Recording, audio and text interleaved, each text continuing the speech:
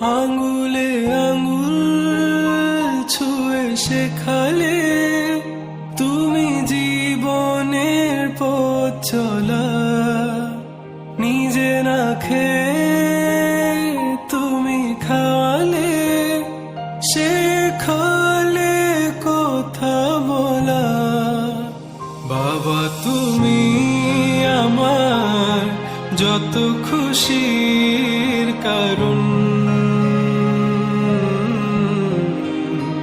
বলো তোমার মতো করবে কে শাসন। বাবা তুমি আমার বেঁচে থাকার কারণ।